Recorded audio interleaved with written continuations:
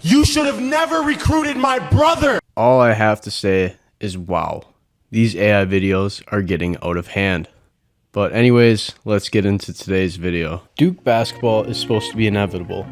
One of the greatest programs in college basketball history. 5 national championships, legendary players, constant top recruiting classes, and yet year after year, they fall short. Since their last title in 2015, it's been heartbreak after heartbreak.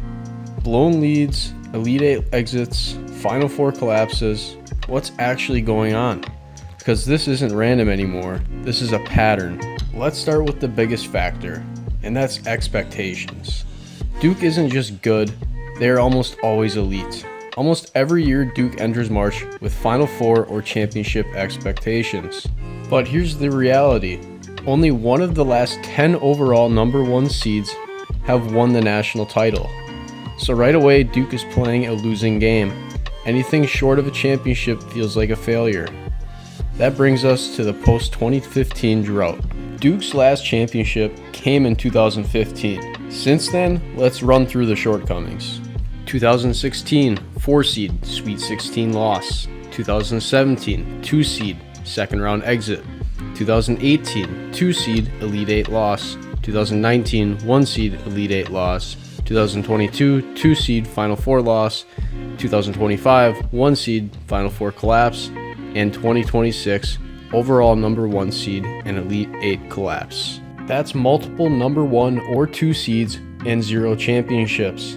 Even worse, they've consistently been one of the most talented teams in the country. So why can't they finish? Now we get to the real issue.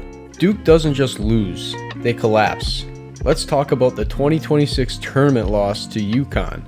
Duke was the number 1 overall seed, and they had a 19-point lead over UConn, and they still blew that game, and they lost on a last-second shot.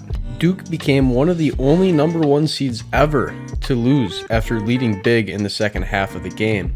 And it wasn't just a one-time thing. It also happened in 2025 when they blew a 14-point lead in the second half to Houston. That's back-to-back years of late-game breakdowns. Number 1 seeds were previously 134-0 in tournament games when leading by 15-plus points at halftime. That's not bad luck. That's a trend. And that brings us to the one-and-done problem. Duke relies heavily on freshmen, and while that gives them an insane upside, it creates a major problem in March. Young teams struggle in high-pressure moments.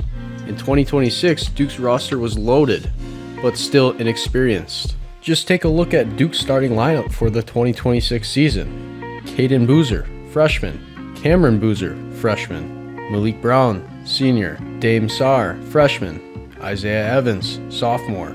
That's only one upperclassman in the starting lineup, compared to UConn's starting lineup of Terrace Reed, senior, Sola Ball, junior, Braylon Mullins, freshman, Silas Damari, Jr., Alex Caravan, senior, while UConn only has one lowerclassman in their starting lineup. And this is where experience really shows up, and that's in March. In big moments, when mistakes start to creep in, turnovers, rush decisions, guys trying to do too much.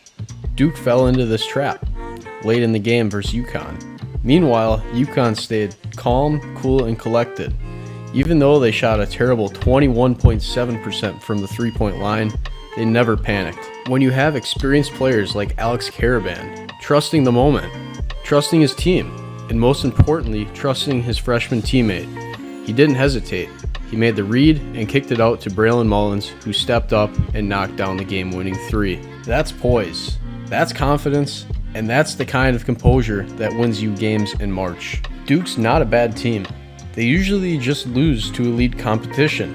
Over 60% of Duke's tournament losses come against Final Four teams. They just usually end up running into national championship contenders. When you really dig into the numbers, there are 4 key reasons why Duke lost the game to UConn. The first reason, the turnovers. Duke finished the game with 13 turnovers, which honestly isn't that far off their season average of 10.7 per game. But the impact of those turnovers is what really hurt. That led to 20 points off turnovers for UConn. Compared to Duke, They only capitalized on 7 points off of UConn's turnovers. That's a massive swing. That brings us to the second reason, and that's shot volume.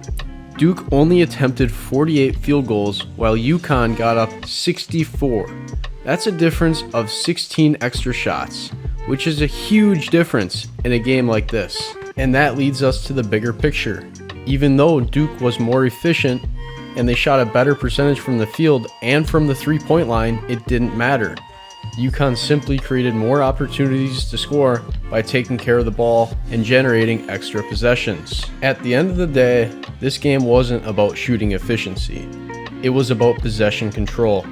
UConn had more chances and they made them count. And that's the difference between an experienced team and a not so experienced team. So when you put it all together, here's the truth. Duke falls short because of 3 things. Unreal expectations. Even though Duke draws in top recruits and talent every year, it is still very difficult to go win a national championship on a regular basis. Number 2, young players. Having the best talent and recruits is great, but when all your great players are freshmen, it's hard to have that real experience that takes you deep in the tournament. And number 3, late game execution. And most recently, we have this year's and last year's second half breakdowns leading to a talented Duke team from reaching the national championship. What do you guys think?